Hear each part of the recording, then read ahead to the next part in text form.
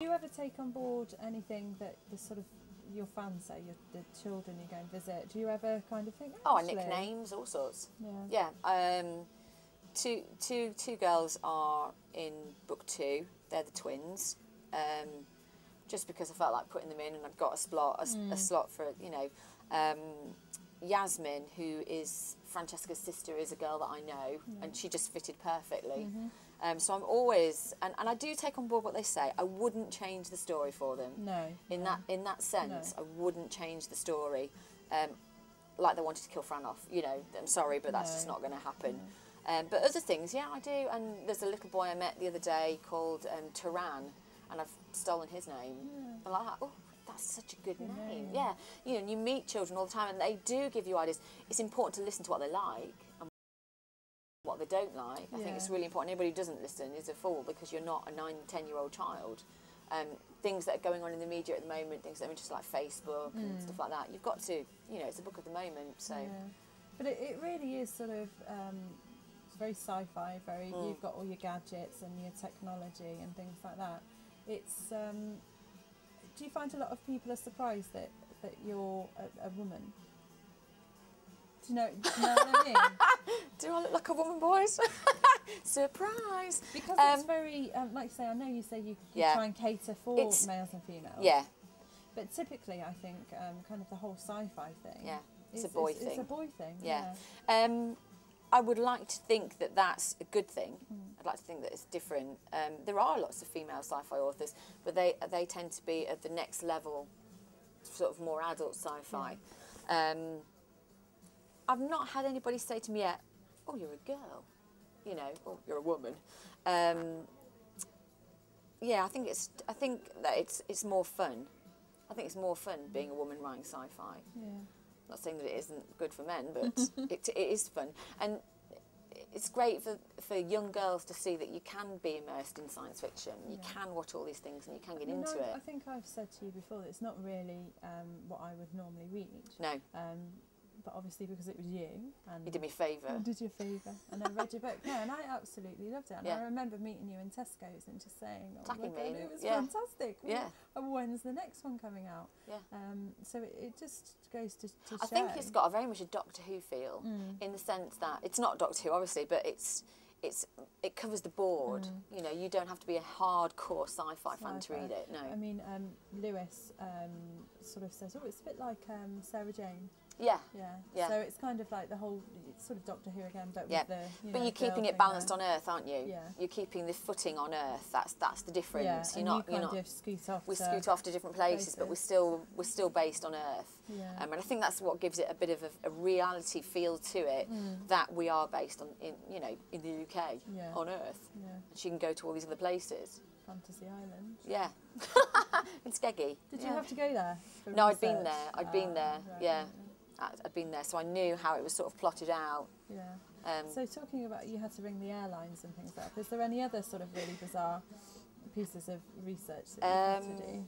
One of the most embarrassing things I did, because I didn't research, was when she goes underground into the caves, she finds a hat and a jacket, and she picks up the jacket and she makes a comment about it being the Northern Rock, which is a mortgage company. Yeah, and it should have been the North Face. And what the book was out, it was selling, and I was walking down the high street, and this woman came towards me with a jacket on, and I went, oh no, that's all wrong, and it was too late. Has anybody commented? No, only me. I talk about it all the time. So you're making people aware. Why did I do that? Yeah, but it's fair, you know. I made a mistake. I made a mistake. And so, talking about sort of like the taglines on your book, on the 13th, you've got a girl, a number, a destiny. Yeah. That's kind of, it sums up. It does. The whole book, yeah. doesn't it? Yeah, it does. You talk about sort of the guy that looks like Santa. Yeah. Mr. Warden. Mr. Warden. Yeah. I mean, is he based on Santa? No, but the minute I saw him, he looked just like Santa Claus. Right. He just had that Coca-Cola bottle. Do you know what I mean? Yeah. Okay, a tighter beard. He doesn't have like a really long beard. He has a nice, neatly shaven white beard, and he's got white hair. But he was that build. He's a good 6 foot something, you know, and he's stocky and he's broad and he's, you know, not the slimmest man. But I tell you what, you wouldn't want to mess with him. you just wouldn't want to mess with him. Because I think that's the exciting bit about the Turncoats is we actually get to see that whole sort of other world a little bit more in depth, you know, when she sort of goes to sort of help Zach and when Zach's ill because he's eaten human food. I mean, little, just tiny things like that. You just think, actually, you know, if that were real, that could very well be true, you know.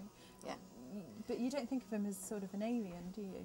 No, you don't, and that's why it was quite entertaining to see him have all the experiences with the food. Yeah. You know, to find all the yummy foods. I think they were wonderful because he'd never eaten food before. And then what sort of effect our food has. Because he's got, like, what I would imagine to be, like, the perfect body. Yeah. You know, he runs on these tiny little pills that have got nutrients in them and this specific drink.